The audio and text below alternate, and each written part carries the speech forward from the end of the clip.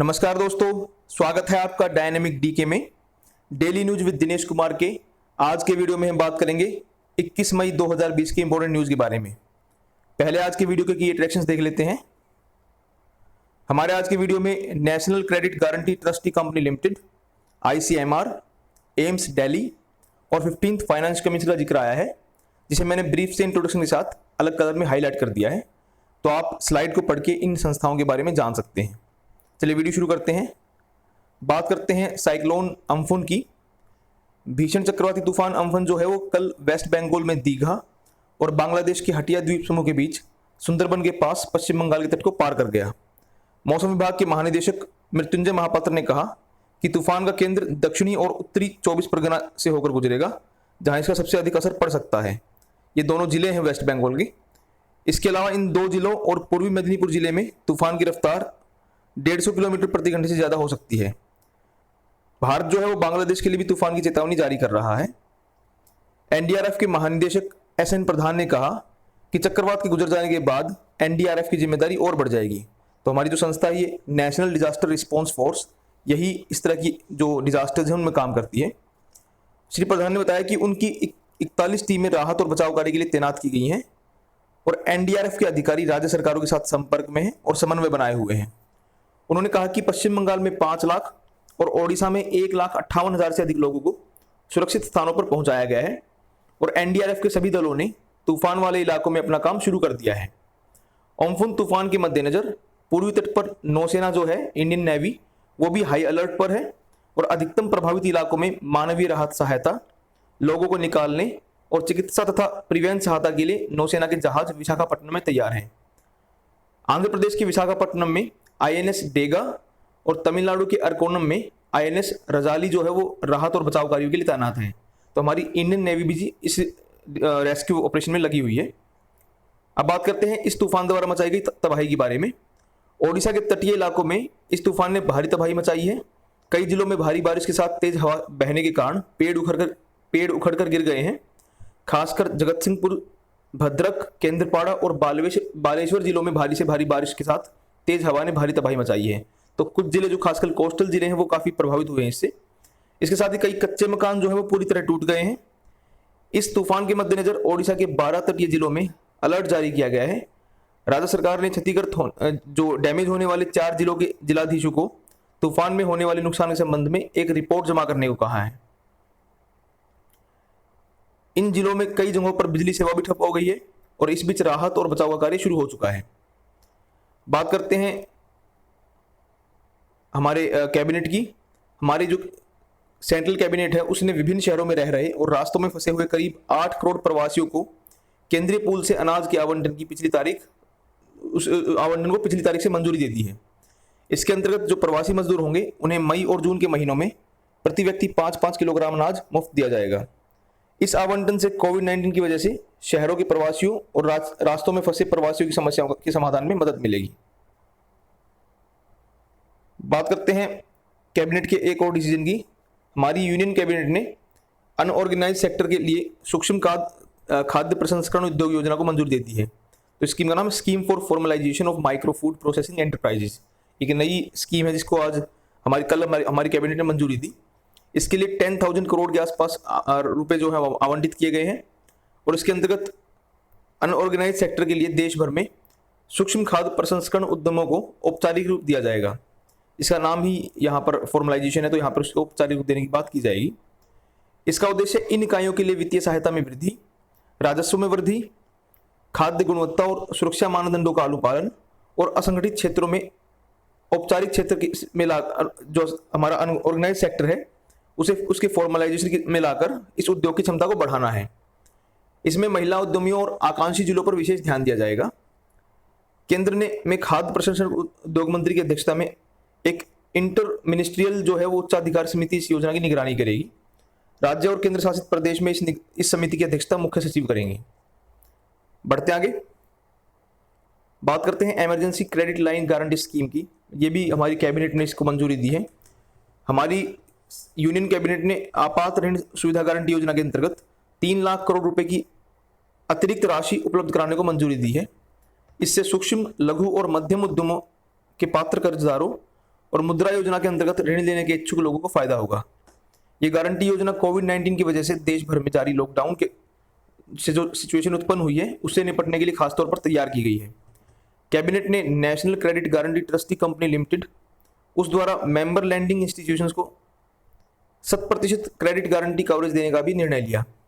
इसके लिए केंद्र सरकार द्वारा वर्तमान और अगले 3 फाइनेंशियल ईयर तक 41,600 करोड़ रुपए का कॉर्पस भी उपलब्ध कराया जाएगा। बात करते हैं cabinet committee on economic affairs की। हमारी CCEA ने कोयलों की नीलामी के तौर तरीकों को कल स्वीकृति दे दी। राजस्व में साझेदारी के आधार पर कोयला खदानों और लिग्नाइट या फिर इसकी बिक्री और कुकिंग कोल लिंकेज की अवधि को बढ़ाने के तौर तरीकों को भी मंजूरी दी गई। अब से नीलामी के मानदंड राजस्व में साझेदारी पर आधारित होंगे।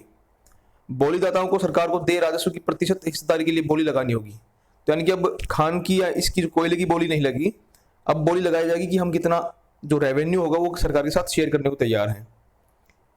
सफल बोलीदाताओं को मासिक भुगतान करना होगा। जो राजस्व हिस्सेदारी की प्रतिशत यानी कि अंतिम बोली महीने के दौरान देय वैधानिक रॉयल्टी से संबंधित कोयले की मात्रा और काल्पनिक या वास्तविक कीमत जो भी अधिक हो उस पर आधारित होगी। तो सरकार ने इसके नियम चेंज कर दिए हैं अभी। बात करते हैं special liquidity scheme for NBFCs and HFCs। हमारी यूनियन कैबिनेट ने कल गैर बैंकिंग वित्तीय कंपनियों और आवास वित्त कंपनियों के लिए नई विशेष नकदी योजना स्कीम आरंभ करने के वित्त मंत्रालय के प्रस्ताव को मंजूरी दे दी है। इन कंपनियों की नकदी की स्थिति सुधारने के लिए ये प्रस्ताव स्वीकार किया गया है। सरकार को इसके लिए 5 करोड़ रुपए की व्यवस्था करनी होगी। कोविड-19 में की मौजूदा स्थिति के कारण वित्तीय स्थिरता सुदृढ़ बनाने की बजट घोषणा तुरंत लागू करने की आवश्यकता के मद्देनजर ये फैसला लिया गया है।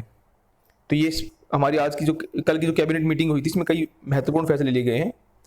बात करते हैं कोविड-19 पर अपडेट की।